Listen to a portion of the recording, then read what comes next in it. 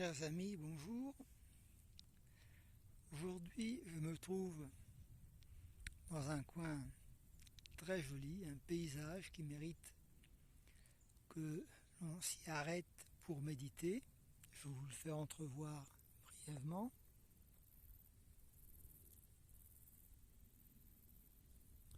Voilà.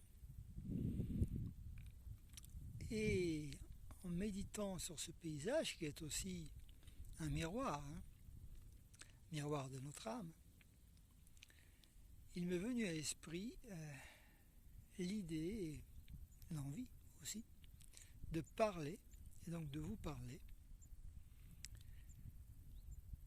d'un principe qui est à la base, au cœur de la psychanalyse, qui est d'une profondeur extraordinaire, d'une vérité extraordinaire.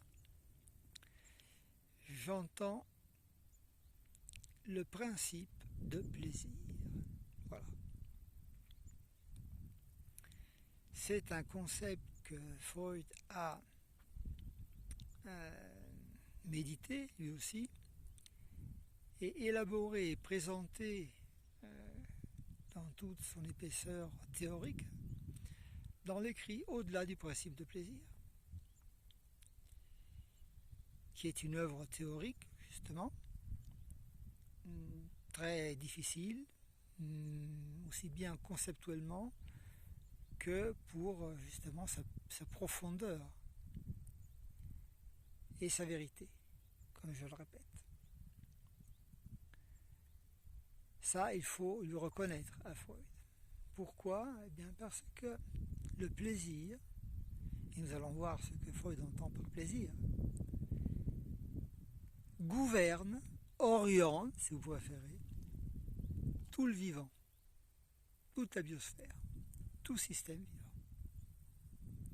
Alors, on pourrait même penser que quelque chose de voisin à ce que l'on nomme, nous, humains, plaisir, existe aussi, pourrait exister aussi dans les systèmes que l'on ne considère pas comme vivants, par exemple les virus, ou même dans les systèmes encore plus minuscules, subatomiques, etc. Le grand Dante Alighieri, parlait de l'amour che move il sole e l'altre stelle, la fin de sa comédie, qui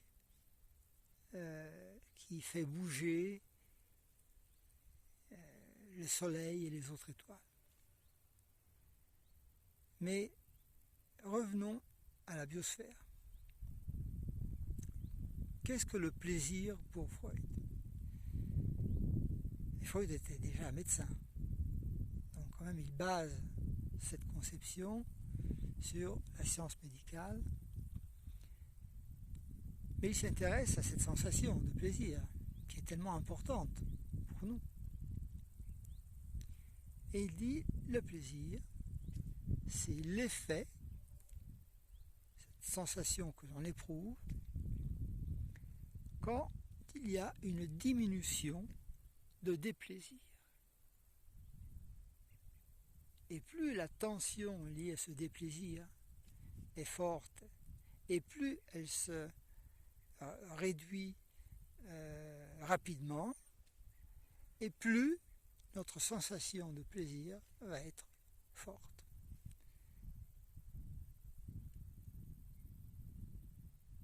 Mais alors, on pourrait dire, le but c'est quoi ? Le but c'est d'arriver à quoi ? À une homéostasie, donc un plaisir qui n'est jamais complet, mais qui est fait pour préserver un certain équilibre au sein du système, des systèmes, ou même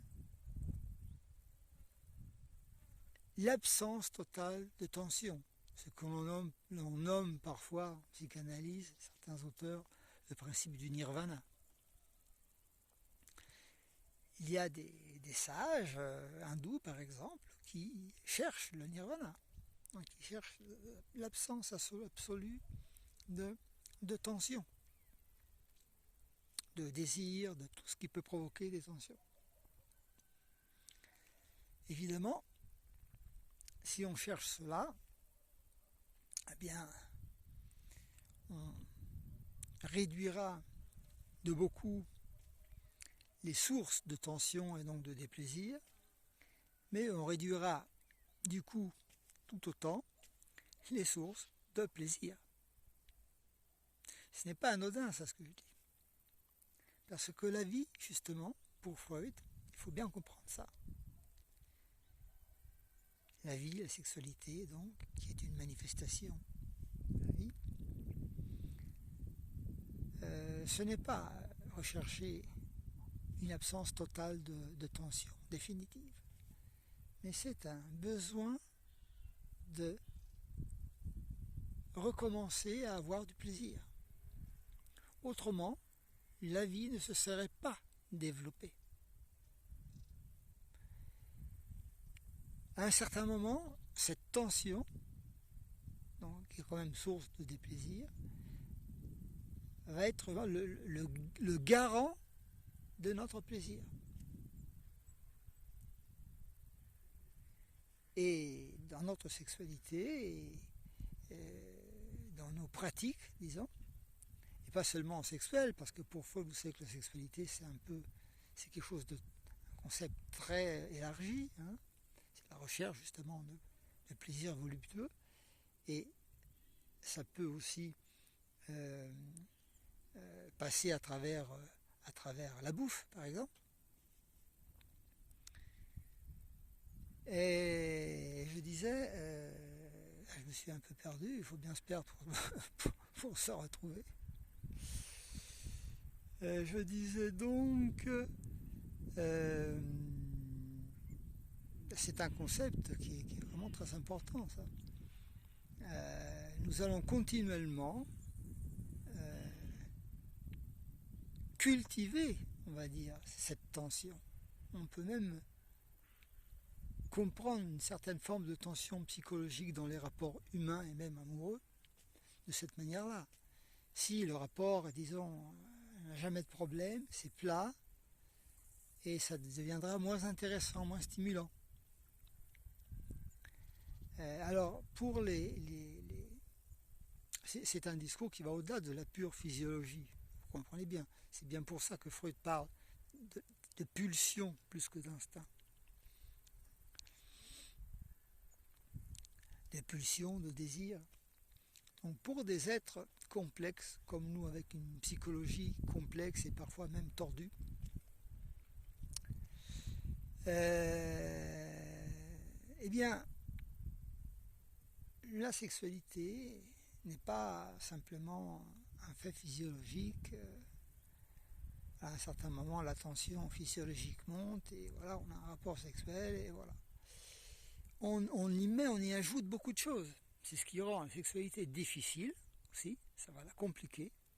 Et je ne parle pas seulement pour les femmes, même pour les hommes, même si les fantasmes sont différents souvent. Il faut qu'ils se complètent. Hein. Ça, c'est un